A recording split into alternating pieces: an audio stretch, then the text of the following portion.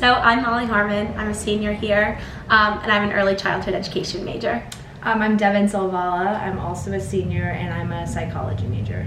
Molly and I last summer went to Copenhagen to participate and take Bucknell in Denmark, and it's culture and child development. The whole point was kind of looking at the United States and our education system and development of children compared to Denmark, and kind of seeing them both as opposites, but also how they can reflect one another and how they can be similar. Mm-hmm. Absolutely. Instead of just looking at like specific differences, we kind of were looking at larger picture things. So we started doing readings and having meetings a little bit before, months before we actually left for the trip, and learning a lot about the Danish culture. And kind of one thing, Chris Boyatzis is one of the professors who taught it, just emphasizing how culture determines normal. And so kind of learning, we had to learn a lot about Danes and how they view children, how they view mothers and fathers, and how they their different opinions in their society as a whole, and how that ultimately reflects how they treat children, how they view childhood, etc.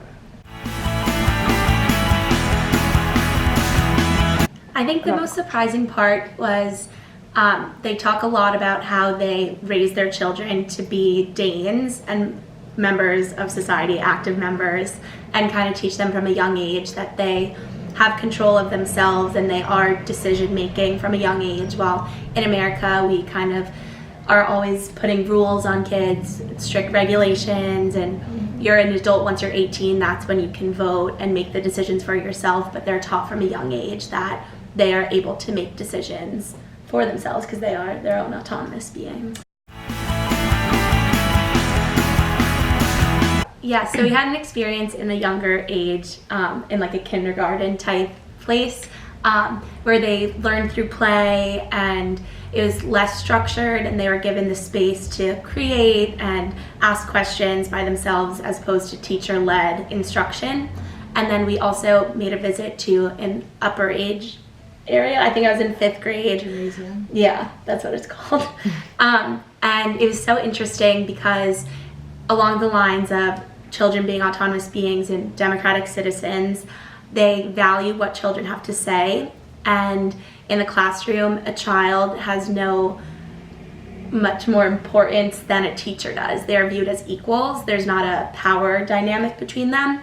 So as children are talking in between classes, the teacher will not stop them to start instruction because their conversations are just as valuable as the teacher instruction. So at no point did the teacher ask them to stop talking for us to begin our lesson, because we are no more important than they are. Yeah, and that kind of does a really good job of speaking about the older ages, but even at a really young age, it's really evident that the role of the adult in terms of the kindergarten is much different than it is in the United States, because they use this term called scaffolding, which is kind of an approach to problem solving where the adults create an environment for the kids and will kind of help guide them, maybe ask leading questions, but ultimately allowing the kid to reach the conclusion, whatever answer they're looking for themselves. So it really helps to build their self-confidence, helps their self-image, and it really helps with problem-solving skills, maybe analytical thinking, or they're not even realizing it yet, but an adult would never tell a kid, this is what we're doing today, or no, you can't do that, or no, you can't climb up there, it's too high. They encourage them to get dirty, they encourage them to run as fast as they want, climb as many trees as they can, because it really helps them teach, like, okay, like, what am I capable of, and what are my limits, and if I got 5 feet off the ground today, maybe tomorrow I can make it 6 feet. So it's really helping foster a really good foundation that isn't necessarily academic in nature, but it's really going to help them when they get to the classrooms. Yeah, and I think it's really interesting seeing the younger ages and how they learn in a school. And this semester I'm teaching in 1st grade at the Lewisburg Elementary School, and seeing how structured we are and how quickly we have to get into every different subject to make sure we cover all of the material. And if a student asks me to tie their shoe, what we're told as teachers is to tie it so you can move on, as opposed to in Denmark, whether it takes them 10 seconds or 3 minutes to tie their shoe, they give them that space to do it because that is helping them learn to do things for themselves no matter how long it takes. So it's so easy in our fast-paced American life just to do things for them so that we can get on through, while in Denmark they're so much more relaxed and take their time so that the children are able to develop these skills.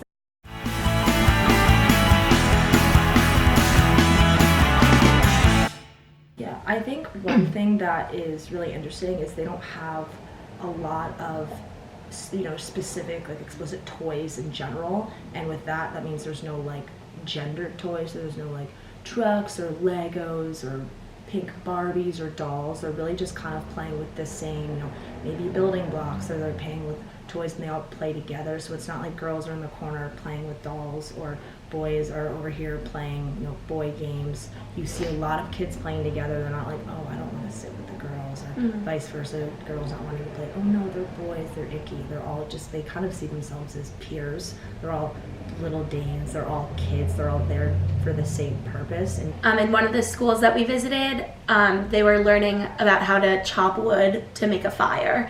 And they had both boys and girls who were using the same axe, where I can see in America they would be giving girls a smaller axe because they're more daintier, they're smaller, for whatever reason.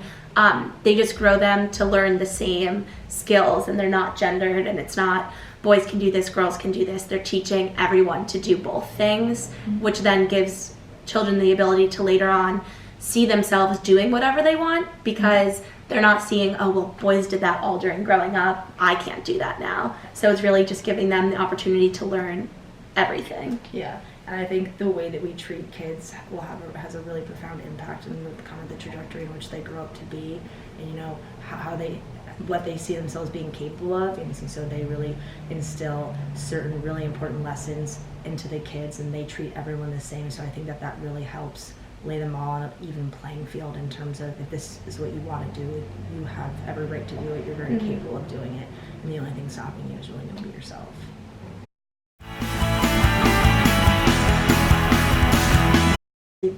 Everyone's going to have critics, and every approach is going to have some sort of opposition. I think some people are confused or don't know how they aren't taking a more formal academic foundation, and they believe that kids are going to be falling behind in school, and if you're not teaching them math or how to read and write or how to write their name, how are you supposed to send them to kindergarten without knowing certain things? But I think and I'm taking a class right now on it, it's called Children's Studies, which is also with boy autism, and kind of just learning that building a really strong foundation and giving kids these skills to believe in themselves and believe in being capable of themselves, and certain things allow them to be prepared to go to school. And so just like we're at a liberal arts school now, we're not necessarily learning how to work at a job. You can learn how to do a job when you get there, kind of similar in Denmark. You need to learn kind of how to be a kid and how to function around people. It teaches you really good social interaction. It teaches you how to share, how to be patient, how to work through certain problems, how to get over road bumps, and those are all skills you really need when you go to school. Yeah, and they really focused a lot on social emotional learning, and every school that we went to had these charts where it's like a blue zone, red zone, green zone, yellow zone, of all different emotions that you can have, and it was excited, sad, mad,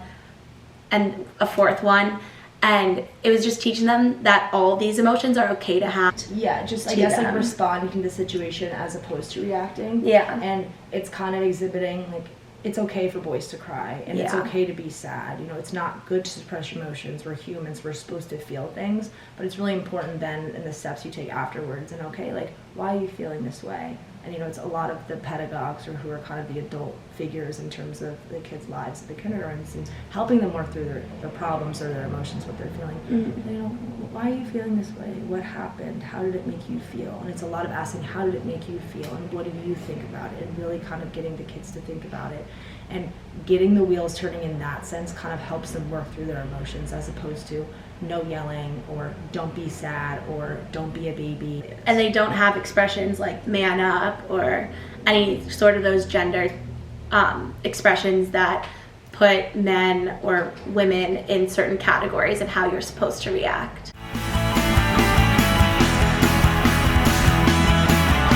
I mean, I see in a lot of the schools here that children are feeling a lot more anxious and are becoming diagnosed with anxiety at younger and younger ages because of the academic pressures in school and the expectations that they're supposed to meet every single day academically, which are just far too rigorous. So when they are focused in Denmark more on the self and where you are and your own progress, whether it is socially, emotionally, academically, just focusing on the self, I feel like there is less, I don't know numbers, but there's less of the societal pressure.